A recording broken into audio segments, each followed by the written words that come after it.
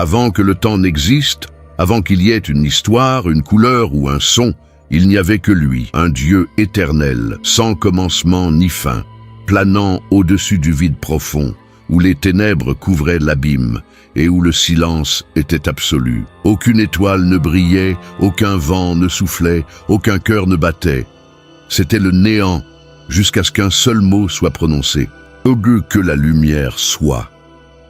Et alors, la lumière jaillit avec majesté, séparant les ténèbres, révélant forme, couleur et vie. L'univers naquit non du chaos, mais de l'ordre, non du hasard, mais d'un dessein. Chaque partie de la création répondait comme un chœur à la voix de son créateur. La terre ferme émergea, les mers trouvèrent leurs limites, et les cieux s'étendirent comme un manteau sur le monde nouvellement né. Le temps commença à s'écouler, et le plan éternel prit forme. C'est ici que commence le dilemme qui résonne jusqu'à nos jours. Et si tout ce que nous connaissons aujourd'hui, les guerres, les larmes, l'injustice, la nostalgie, avaient commencé par un seul choix, ce n'est pas seulement l'histoire de la création du monde, c'est l'origine de notre existence, de notre douleur et de notre espérance. Car dans la Genèse, nous ne trouvons pas simplement un commencement, nous trouvons l'écho de l'éternité dans nos propres cœurs. Le silence planait sur l'immensité, jusqu'à ce que le son de la création résonne comme un tonnerre doux. La terre était informe et vide, et les ténèbres couvraient la surface de l'abîme, mais l'Esprit de Dieu planait au-dessus des eaux. À chaque mot prononcé, l'univers obéissait, non par contrainte, mais par révérence. Que la lumière soit, et la lumière surgit avec splendeur. Qu'il y ait un firmament, et les cieux s'ouvrirent comme un voile étendu par la main divine. Dieu ne créa pas le monde dans la hâte, mais dans la perfection, chaque détail, chaque couleur, chaque arôme. Le ciel bleu scintillait de promesses, les eaux dansaient sur les pierres, les montagnes se dressaient comme des monuments à sa gloire. Le soleil fut établi pour gouverner le jour, et la lune pour illuminer la nuit. Les étoiles, innombrables, inaccessibles, brillaient à leur place, obéissantes à la voix du Créateur. La terre fleurit. Les champs se vêtirent de vert, les arbres se couvrirent de fruits, les fleurs exhalèrent un parfum en notes de louange, les rivières serpentaient avec douceur, le vent soufflait en symphonie. L'histoire d'Adam est l'une des plus anciennes narrations qui traversent les âges et les cultures, plongeant ses racines dans les traditions religieuses et philosophiques. Selon les textes sacrés, Adam est considéré comme le premier homme, créé à l'image de Dieu, et il occupe une place prépondérante dans plusieurs religions, y compris le judaïsme, le christianisme et l'islam. Cette figure emblématique symbolise l'innocence et les débuts de l'humanité. Avant de continuer, pense à t'abonner. Voici maintenant l'histoire d'Adam. Au commencement, avant que la poussière ne devienne chair, avant qu'un souffle ne donne vie, il y avait une pensée divine. Dieu rêvait d'un être qui reflèterait sa gloire, un être à son image, un représentant du ciel sur la terre. Ce rêve prit forme dans un jardin, l'Éden, et ce rêve porta un nom. Adam n'est pas seulement le premier homme, il est une pensée divine matérialisée. Dieu dit, faisons l'homme à notre image, selon notre ressemblance. Remarquez ce que pluriel faisons.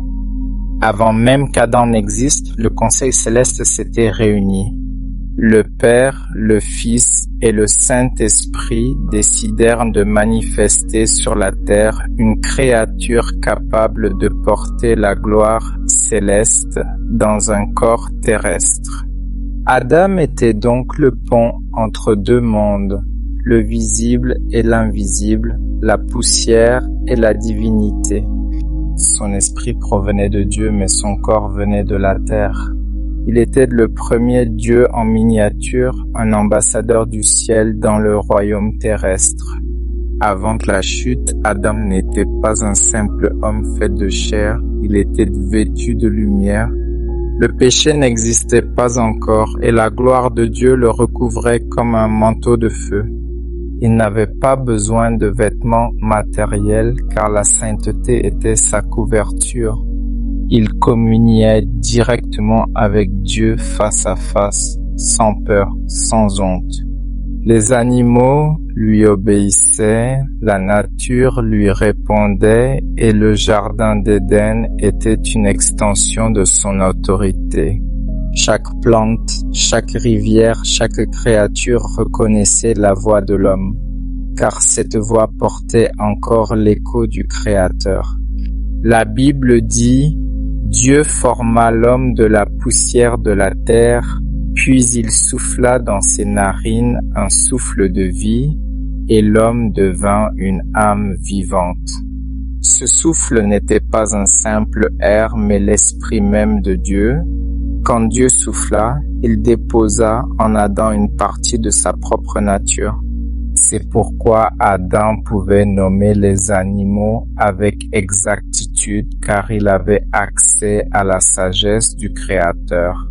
Il ne réfléchissait pas selon la logique humaine, mais selon l'intelligence divine. Éden n'était pas seulement un lieu géographique, c'était une atmosphère de gloire, une dimension de communion parfaite entre Dieu et l'homme. Adam y régnait comme un roi prêtre. Chaque jour, Dieu venait marcher avec lui dans la brise du soir. Cette communion était le cœur du plan divin, que le ciel et la terre s'unissent par l'homme. Mais dans le jardin d'Éden, bien qu'Adam possédât tout, Dieu vit qu'il n'était pas bon que l'homme soit seul. Alors, dans un acte d'amour et de sagesse divine, Dieu fit tomber Adam dans un profond sommeil. Et pendant qu'il dormait, Dieu prit une côte de son côté et forma la femme. Il ne la prit pas de sa tête pour qu'elle le domine, ni de ses pieds pour qu'elle soit écrasée, mais de son côté, pour qu'elle soit près de son cœur, aimée et protégée. Quand Adam se réveilla, il déclara avec admiration: « Voici cette fois celle qui est os de mes os et chair de ma chair. » Et il l'appela femme, car elle fut tirée de l'homme. Dieu les bénit, leur donna autorité sur toute la création et leur confia un seul commandement.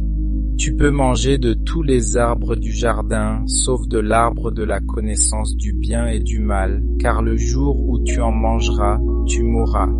Satan, ancien porteur de lumière, jaloux de l'image de Dieu dans l'homme, s'introduisit dans le jardin. Son but n'était pas seulement de faire tomber Adam, mais de briser le lien entre le ciel et la terre. Il savait que si l'homme péchait, la gloire se retirerait, et ainsi par la ruse il toucha Ève puis Adam. Ils goûtèrent au fruit de la désobéissance, croyant acquérir la connaissance, mais ils perdirent la gloire. Leur vêtement de lumière s'éteignit, et pour la première fois, ils se virent nus. La honte entra là où régnait la gloire et la confiance. Quand Dieu appela: « Adam, où es-tu » Ce n'était pas une question géographique. Dieu savait où il se cachait. C'était une question spirituelle. « Adam, où es-tu dans le plan que j'ai tracé ?» La chute n'a pas seulement éloigné l'homme du jardin, elle a éloigné le ciel de la terre. Le gouvernement spirituel de Dieu par l'homme fut interrompu. Et l'homme, jadis maître du monde, devint esclave du péché. La terre gémit, les animaux changèrent et la mort entra. Mais même au milieu du jugement, Dieu fit une promesse. Il dit au serpent: « La postérité de la femme t'écrasera la tête. » C'était une prophétie. Le deuxième Adam viendrait, non de la poussière, mais du ciel. Le premier Adam avait échoué, mais le dernier Adam, Jésus-Christ, viendrait pour restaurer la gloire perdue. C'est pourquoi, avant de chasser Adam, Dieu sacrifia un animal et le revêtit de peau. C'était le premier symbole du sang versé, annonçant déjà la croix. Adam sortit du jardin, mais Dieu ne sortit pas de sa vie. Même en dehors d'Éden, la grâce le suivit. Il travailla la terre, eut des enfants et enseigna à Caïn et Abel à offrir des sacrifices. Il n'était plus dans la gloire, mais il gardait encore la mémoire du ciel. Chaque lever du soleil lui rappelait la lumière qu'il avait perdue et la promesse d'un jour où la communion serait restaurée. Adam est plus qu'un nom ancien. Il représente chaque être humain qui a reçu en lui le souffle de Dieu, mais qui lutte pour ne pas se séparer de sa présence. En Jésus-Christ, le plan initial reprend. Par le Saint-Esprit, nous redevenons des porteurs de gloire. Nous marchons à nouveau dans la lumière que le premier Adam avait perdue. C'est pourquoi la Bible appelle Jésus le dernier Adam, car en lui, la création retrouve sa destinée. Aujourd'hui encore, Dieu pose la même question. Adam, où es-tu? Où en es-tu dans ton appel? Où en es-tu dans ta communion? Le ciel attend des hommes et des femmes qui marchent comme Adam avant la chute, revêtus de lumière, conscients de leur autorité spirituelle et remplis du souffle de Dieu. Car l'histoire d'Adam n'est pas terminée, elle continue à travers nous. Nous sommes les héritiers du premier mandat. Dominez, multipliez, remplissez la terre. Et lorsque nous vivons dans la présence de Dieu, le jardin d'Éden renaît dans nos cœurs. Ferme les yeux et écoute le souffle de Dieu en toi.